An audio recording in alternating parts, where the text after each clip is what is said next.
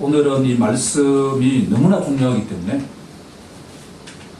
하나님께 간절하게 이 말씀을 잘 증거해 달라고 그렇게 기도하고 지금 올라왔습니다. 사도 바울은 자신의 영적 아들 디모데에게 보낸 첫 번째 편지에서 그리스도인의 정체성을 그리스도의 군사라고 선포합니다.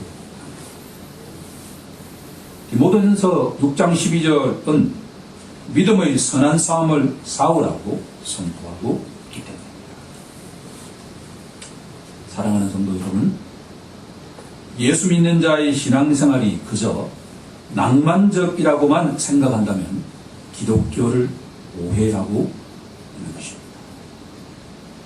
신앙생활은 한편에서는 감사와 기쁨과 찬송의 연속이지만 다른 한편에서는 영적 전투입니다.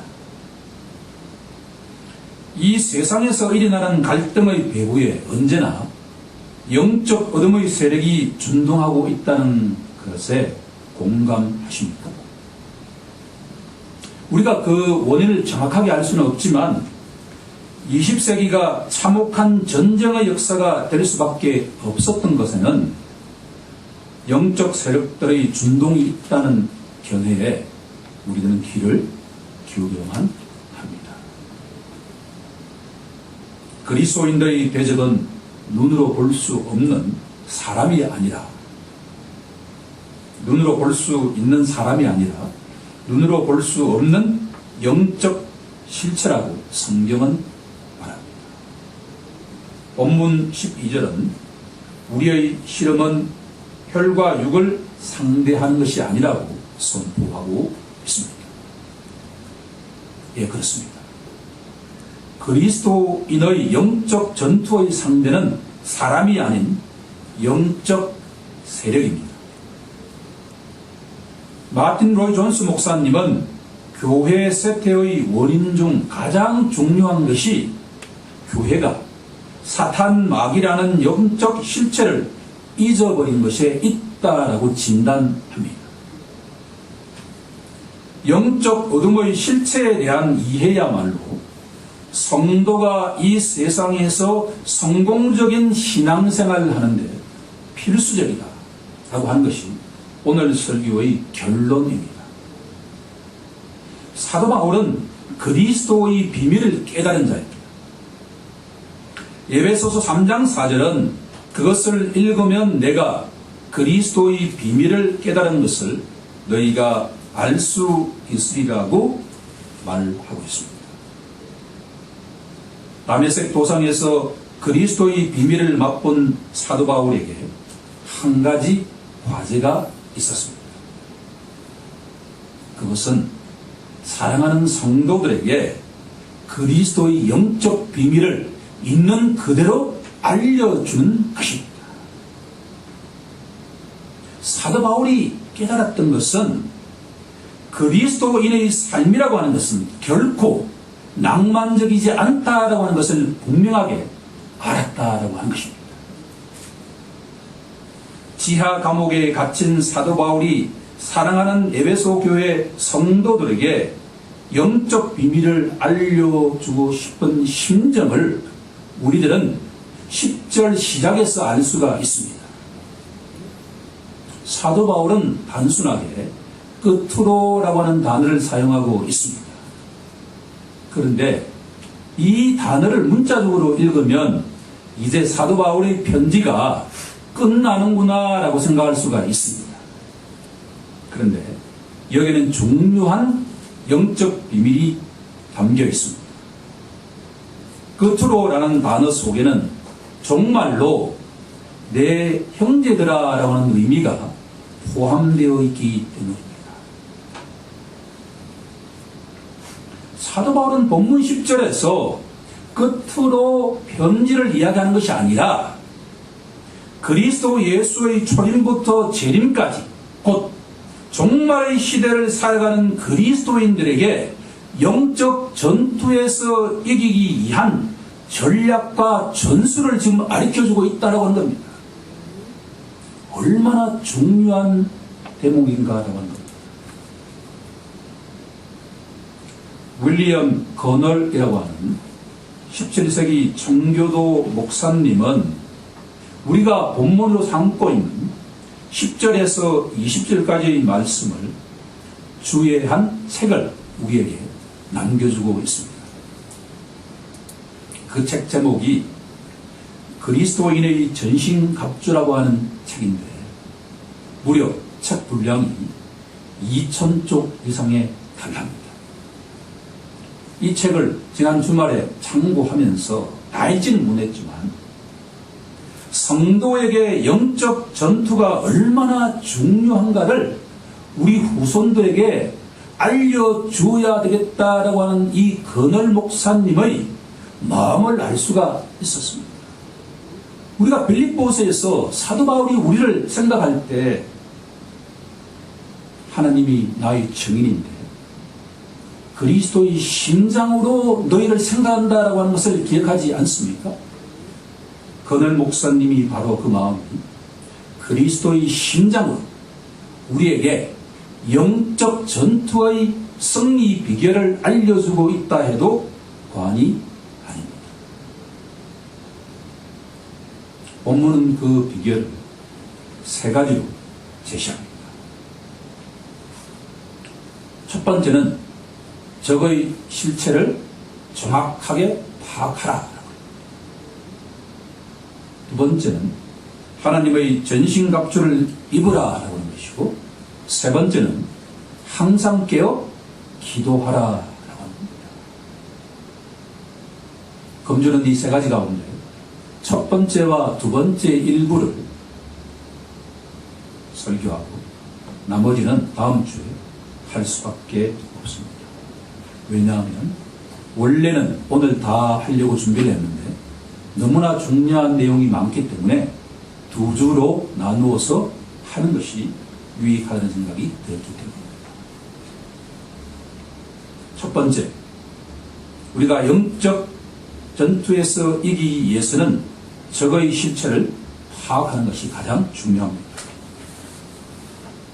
사도 바울은 영적 전투에서 승리하기 위한 전략 전술을 우리가 잘 알고 있는 지피적이면 백전불태에서 찾고 있습니다.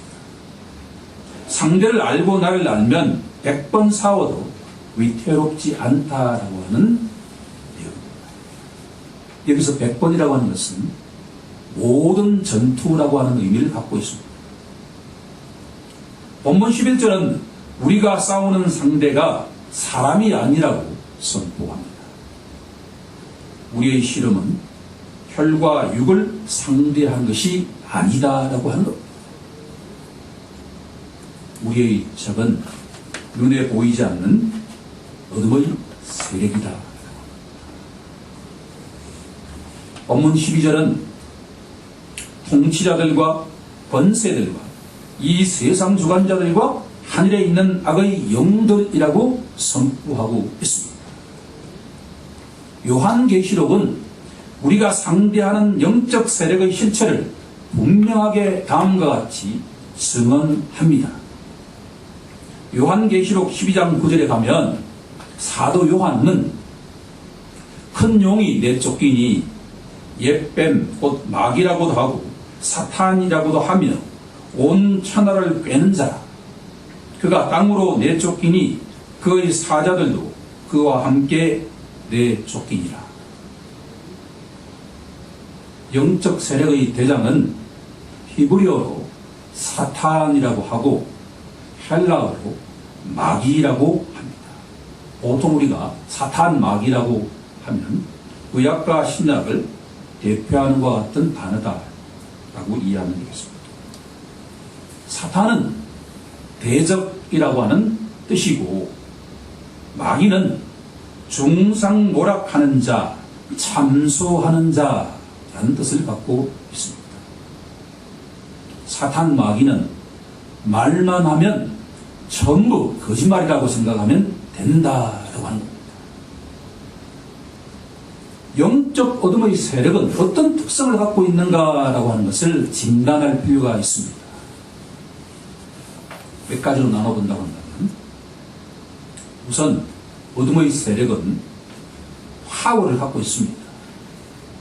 성경을 조금 우리가 종합해 보면 40일 금식하신 예수님을 마귀가 유혹할 때 뭐라고 했는고 하니 천하 만국을 주겠다라고 했습니다.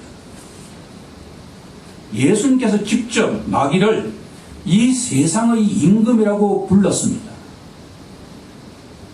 온 세상은 악한 자 안에 처해 있다는 사도 요한의 증언을 종합해보면 어둠의 세력은 상당한 파워를 갖고 있다고 하는 것을 알 수가 있습니다. 우리가 어둠의 세력을 무시하면 절대 되지 않는다라고 하는 겁니다. 어둠의 세력은 악합니다. 우리의 영적 대적은 자신들이 가진 권세를 파괴적으로만 활용합니다. 왜냐하면 그들은 빛을 미워하고 어둠을 사랑하기 때문입니다. 사도 베드로는 베드로전서 4장 3절에서 어둠의 실체를 이렇게 밝히고 있습니다. 어둠은 음란과 정욕과 술 취함과 방탕과 향락과 우상 숭배라. 빛이 아닌 어둠은 세상 사람들이 말한 허랑방탕한 것의 실체를 우리에게 알려주고 있다. 어둠의 영적 세력은 집요합니다. 그들은 잠도 자지 않습니다. 굶주린 사자처럼 삼킬 자를 찾아서 끊임없이 다니는 존재입니다. 예수님께서 진리의 말씀으로 마귀의 시험을 물리쳤을 때 마귀는 물러갑니다. 그런데 잠시 잠깐 물러갔습니다. 누가복음 4장 13절은 이렇게 증언하기 때문입니다.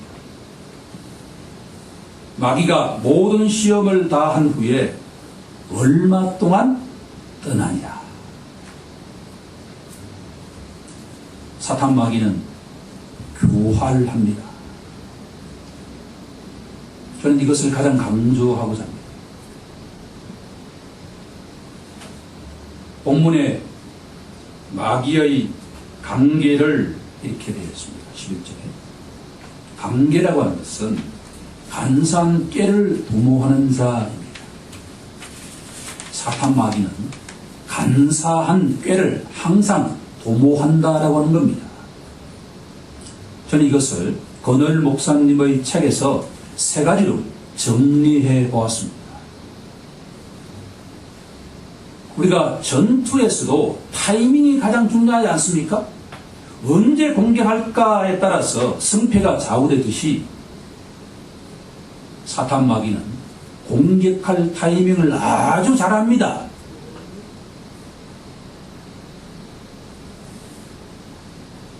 사탄 마귀는 공격하는 방식에서도 능수능란합니다. 사탄 마귀는 공격하는 도구를 활용하는 데 있어서도 능수능란하다고 하나씩 살펴보겠습니다. 전도서 3장 1절에는 범사의 기한이 있고 천하만사가 다 때가 있다고 합니다. 사탄이 언제 공격할까? 아주 유용합니다. 사탄 마귀는 한 영혼이 갓 회심했을 때 공격합니다. 이단의 공격 대상이 누구인지 아십니까? 예수 예자도 모르는 사람은 절대 이단은 타치하지 않습니다. 예수님을 영접한 초신자가 그들의 타겟입니다. 이것은 이단 배후에 누가 있다는 것을 의미합니까? 어둠의 영적 세력이 있다는 것을 의미합니다. 사탄 마귀는 신자가 큰 어려움, 불행을 당했을 때 공격합니다. 봐라. 너가 예수님을 믿더니 이렇게 불행을 당하지 않았느냐? 내 말을 들었으면 너가 절대로 이런 불행을 당하지 않았을 텐데 라고 생각이 든다면 그것은 사탄 마귀의 공격이다라고 하는 것을 알아라라고 하는 겁니다. 사탄 마귀는 하나님의 영광을 위해서 큰 일을 교회에서 감당하려고 하는 자에게 공격합니다. 교회에서 누구라도 칭찬하는 사람이 중직을 감당해야 되지 않겠습니까? 그런데 어느 순간에 이런 생각이 들기 시작합니다. 그래, 나는 교회의 모델이야. 나는 주일 성수를 한 번도 빠뜨리지 않았어. 나는 날마다 새벽 제단을 깨웠어. 나는 11조를 정확하게 하고 있어. 나는 집에서도 날마다 성경을 보고 있어. 그래서 내가 이렇게 복을 받는 거야. 그런데 옆에 있는 사람을 보니 저 사람은 주일 성수도 하지 않아. 11제도 제대로 하지 않아. 날마다 성경도 읽지 않아. 자기도 모르게 교만한 생각이 들기 시작합니다. 내가 잘해서 이렇게 복을 받았다라고 생각합니다. 이런 생각이 들 때 성경은 사탄의 공격을 받고 있다라고 알아라라고 하는 겁니다. 그러면 절대로 교만한 마음이 들 수가 없습니다. 우리가 내 행동 때문에 복을 받다니요? 절대 그렇지 않습니다. 하나님 은혜가 아니라고 한다면 이 세상에 그 누구라도 복을 받을 자격이 없다라고 합니다. 사탄 마귀는 신자가 평소에 가서는 안 되는 영역에 접근할 때 공격하기 시작합니다. 하와가 하나님이 절대로 하지 말라고 했던 선악을 알게 하는 나무 옆으로 갔을 때 사탄이 공격하기 시작했습니다. 결국 하와가 넘어지지 않았습니까? 사탄 마귀는 신자나 교회가 하나님의 크고 놀라운 역사를 체험한 직후에 공격하기 시작합니다. 교회가 부흥하고 난 다음에 교회가 분란되는 그 배후에는 100% 영적 어둠의 세력이 있다고 하는 것을 우리들은 기억해야만 합니다.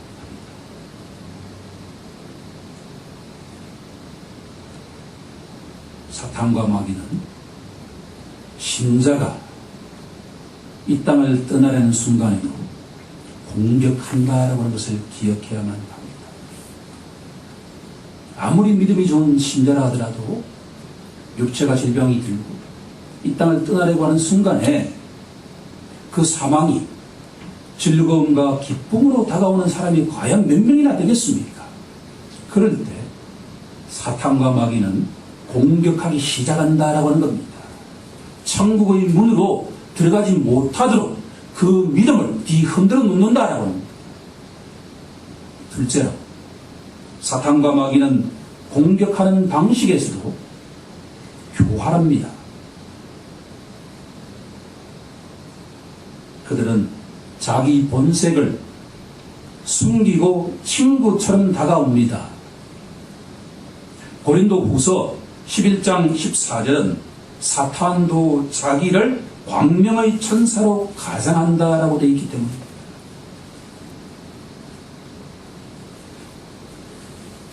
영적 어둠의 세력들은 성도에 관한 정보를 끊임없이 수집하고 있다라고 하는 대목에 저는 무릎을 치지 않을 수 없었습니다.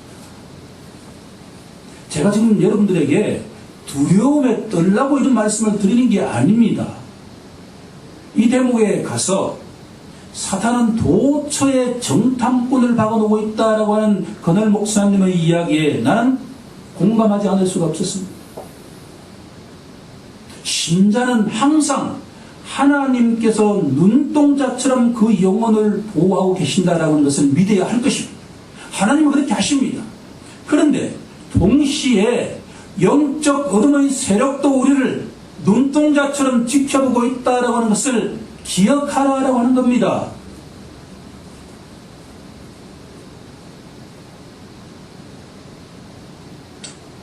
어둠의 세력은 성도에게 서서히 접근한다라고 합니다. 자기도 모르게, 자기도 모르는 사이에 한 발 한 발 나아간다라고 하는 것을 기억하라.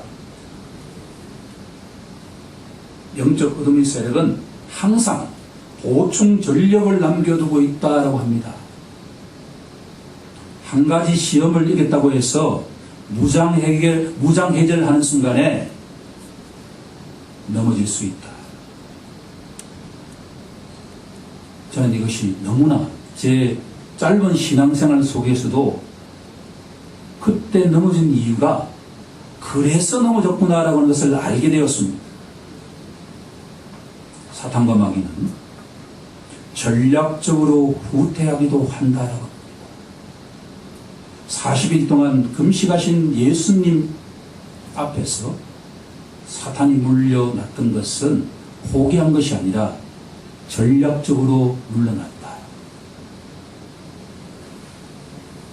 세 번째로, 사탄 마귀는 공격의 도구를 잘 활용한다. 지금부터 제가 하는 말씀에 귀를 기울여 보시기 바랍니다. 이 세상 사람들 가운데 사탄 마귀가 가장 좋아하는 사람들이 누구냐 하면 세상의 지위와 권력을 갖고 있는 사람이다라고 하는 겁니다. 특히나 술수와 건모가 뛰어난 사람들을 사탄과 마귀는 절대적으로 자기 졸개로 만들고자 한다라고 합니다. 저는 여기서 우리의 과거 조선의 역사와 세계 역사에서 왜 그렇게 간신들이 들끓었는가라고 하는 영적 비밀은 어둠의 세력들의 졸개노를 했다라고 합니다. 그들이 알든 모르든 성경 그렇게 지적하고 있다라고 합니다.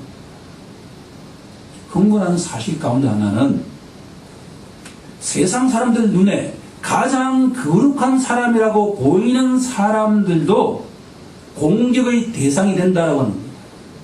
창세기 12장에 한번 가보겠습니다. 믿음의 조상 아브라함이 하나님의 백성이 된 것을 알려주는 내용이 창세기 12장 아닙니까? 그런데 그 12장 10절부터 흉년이 들었더니만 그렇게도 거룩하고 신앙을 결단한 이 아브라함이 자기 아내 사레에게 그대는 나의 누이라고 애굽 사람에게 말하라 라고 이야기합니다.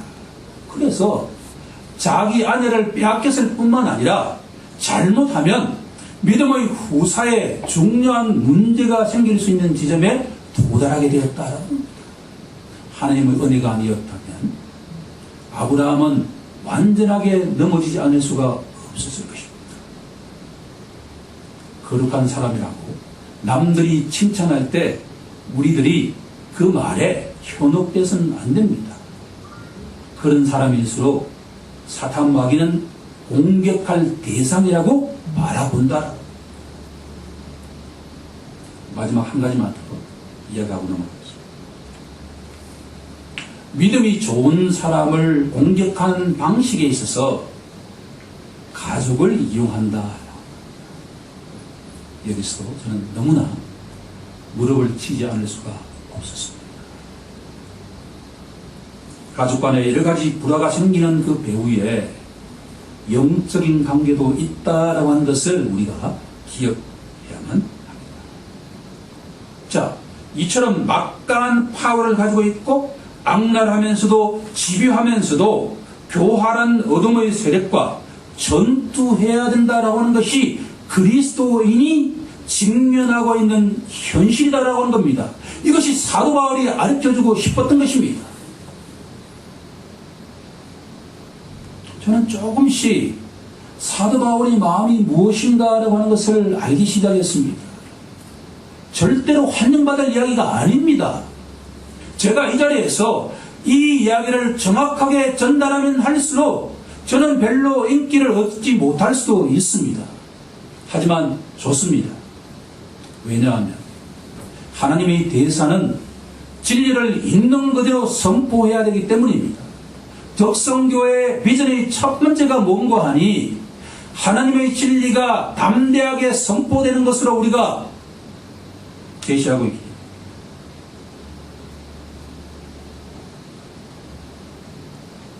영적 어둠의 세력과 전투하는데 승리할 수 있는 비결이 무엇인가 라고 하는 것이 오늘 본문의 핵심 질문입니다. 사도 바울은 우리에게 백전백승할 수 있는 비밀이 있다라고 하는 겁니다.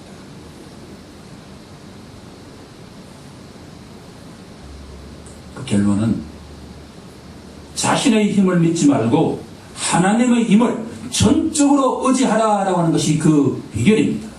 10절 우리가 함께 같이 합독해 보도록 하겠습니다.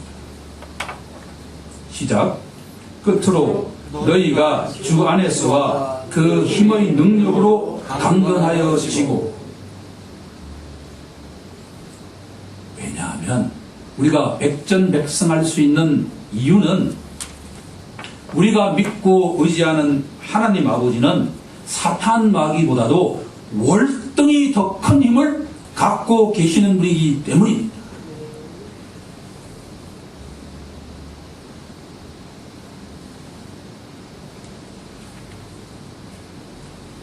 사탄 마귀와의 전투에서 승리할 수 있는 비결은 11절에 분명하게 제시되어 있습니다. 하나님의 전신갑주를 입으라 라고 합니다. 여기서 다음과 같은 질문을 던져보아야만 합니다. 우리의 대적이 사탄 마귀라는 것을 정확하게 알고 주님만 전적으로 의지하면 자동적으로 영적 전투에서 승리할 수 있을까라고 하는 질문입니다. 아닙니다. 한 가지 남아있는 게 있습니다. 신자는 자기 책임을 다해야 된다라고 하는 겁니다. 본문 11절은 신자의 책임이 바로 하나님의 전신갑주를 입는 것이다. 하나님의 전신갑주를 이 교회, 자기 집에 가만히 놔두라는 것이 아니라 그것을 직접 자기 손으로 입으라라고 하는 겁니다. 하나님의 전신갑주를 입으라라고 하는 이 단순한 구절 속에 네 가지의 보물을 발견하게 되었습니다. 지금부터가 본론입니다. 첫 번째, 장비의 종류라고 하는 겁니다. 주보에 제가 정리해 놓았기 때문에 참고하면서 따라오시면 되겠습니다. 사도 바울이 말하는 장비는 로마 병사들이 착용하는 갑주를 말합니다. 갑주는 로마 병사들이 전투에 나갈 때 갖추는 장비입니다. 이 편지를 쓸 때 사도 바울은 감옥에서 수감 생활을 하고 있었습니다. 우리가 정확하게 알지는 못하지만 두 손이 묶인 상태에서 아침 저녁으로 로마 병사들이 교대해가면서 이 사도 바울을 감시하고 있었습니다. 그런데 사람들의 출입은 가능했던 것으로 보입니다. 어느 순간에 사도 바울 눈에 로마 군사들의 공통점을 발견하기 시작했습니다. 어떠한 로마 병사인 경우에도 6가지의 장비를 착용하고 있다고 하는 것을 알게 되었습니다. 중요합니다. 첫 번째로 허리띠를 단단히 맺고 있다고 하는 것을 알게 되었습니다. 두 번째는 가슴에 붙이는 호심경, 일종의 프로텍터겠죠. 세 번째는 신발을 신고 있다. 네 번째는 머리에 투구를 쓰고 있다는 것이고, 왼손에 방패를 잡고 있고 오른손에 단검을 쥐고 있다라고 하는 것을 알게 되었습니다. 이것이 로마 군사들의 갑주라고 하는 겁니다. 6가지의 방어용과 공격형 무기를 갖고 있는 것을 말합니다. 두 번째, 누구의 갑주인가? 오늘 설교에서 가장 지금 하이라이트에 와 있다 해도 과언이 아닙니다. 갑주에는 두 가지 종류가 있습니다. 하나는 이 세상 임금이 주는 갑주이고, 또 다른 하나는 하나님이 주시는 갑주입니다. 여기서 우리들은 잘 알고 있는 다윗과 골리앗과의 싸움을 기억해야만 합니다. 사무엘상 17장에 가면 3m에 달하는 블레셋 장군 골리앗이 이스라엘 백성들을 침입해서 그들을 40일간 밤낮으로 언으로 그들의 길을 완전하게 죽여버립니다. 전투는 이미 끝났습니다. 너희들은 하나님의 자녀들이 아니라 벌레 같은 놈이다 라고 하는 것을 40일 동안 들으면 자기도 모르게 자기의 정체성을 잊어버리고 우리들은 벌레야 라고 하게 된다. 이 소식을 목동 다윗이 들었습니다. 이 다윗이 사울왕에게 찾아가서 자신이 저 3m에 달하는 골리앗과 싸우겠다라고 이야기를 하자 사울왕이 다음과 같은 조치를 취합니다. 자신의 군복을 입히고 노트구를 쓰게 하고 갑옷을 입히고 전투에 나가라라고 합니다. 다윗은 중요한 선택을 해야 될 시점에 왔습니다. 사울이라는 세상 임금이 주는 갑옷을 입을 것인가, 아니면 눈에 보이지 않지만 하나님의 갑주를 입을 것인가의 선택에 직면하게 되었다라고 합니다. 우리는 그 결과를 다 알지 않습니까? 다윗은 하나님의 버림받은 세상 임금의 사울의 갑주를 취하지 않고 물맷들 지고 나갑니다. 하나님의 갑주를 입은 다윗은 골리앗이라는 사탄 마귀와의 전투에서 승리합니다. 여기서 우리들은 하나님께서 왜 골리앗과 다윗의 전투를 우리에게 주셨는가라고 하는 것은 신자가 이 땅에서 영적 전투에서 승리할 수 있는 유일한 비결은 세상 임금의 갑주를 입는 것이 아니라 누구의 갑주를 입어야 된다라고 하는 겁니까? 하나님이 주시는 갑주를 입어야 된다라고 하는 겁니다.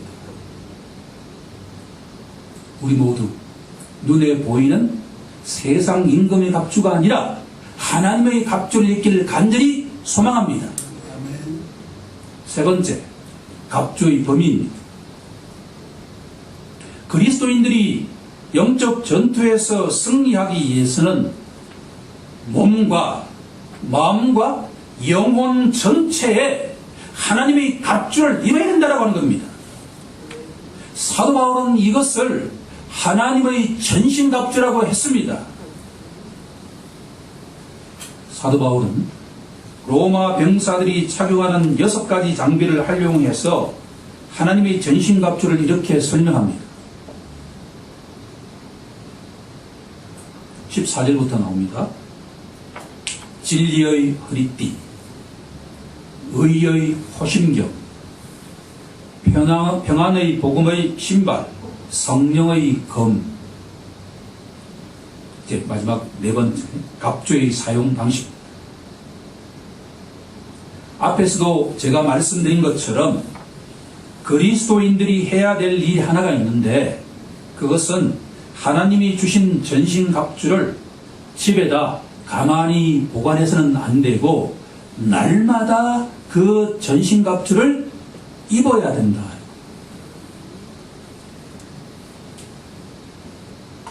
건월 목사님은 하나님의 전신 갑주를 입어야 한다는 구절을 이렇게 해석합니다. 하늘에서 우리는 절대로 갑주를 입지 않고 영광의 겉옷을 입을 것입니다. 그러나 우리가 이 땅에 사는 동안에는 우리는 하나님의 전신갑주를 날마다 입어야 합니다. 우리는 하나님의 전신갑주를 입고 걸음을 걸어야 하고 일을 해야만 하고 심지어 잠잘 때도 하나님의 전신갑주를 입어야 한다라고 이야기합니다. 왜냐하면 영적 전투에서 이기기 위해서는 깨어있든 잠을 자든 영적 전신갑주를 입지 않고서는 승리할 수 없기 때문입니다. 이제 말씀을 정리하고자 합니다. 우리의 정체성이 그리스도의 영적 분사라고 하는 것을 명심해야 합니다. 예수 믿고 그분을 의지하며 살아가는 그리스도인은 죄 사함과 성령을 선물로 받지만 이 땅에 사는 동안 영적 전투를 해야만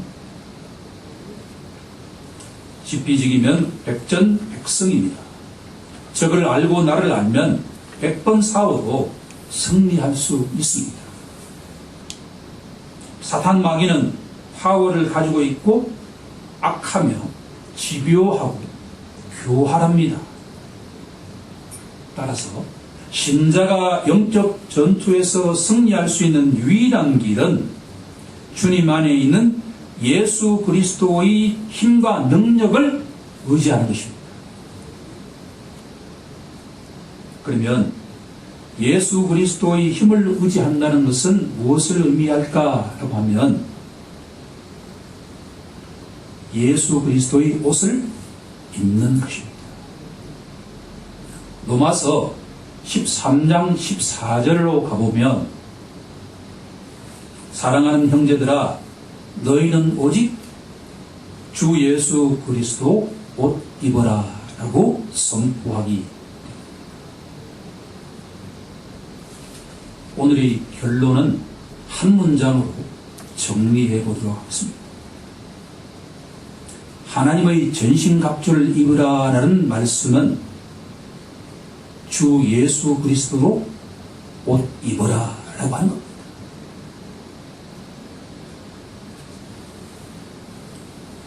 예수 그리스도라는 진리의 허리띠를 띄어야 하고 예수 그리스도라는 의의 호심경을 붙이고 예수 그리스도라는 평안의 복음의 신발을 신고 예수 그리스도 안에 있는 구원의 투구를 쓰고 예수 그리스도를 의지하는 믿음의 방패를 가지고 예수 그리스도라는 성령의 검을 사용할 때 신자는 승리할 수 있습니다. 우리 모두 하나님이 주신 예수 그리스도 안에 있는 영적 무기를 날마다 갈고 닦고 입고서 승리하길 우리 주 예수 그리스도 이름으로 간절히 축원하옵나이다. 아멘.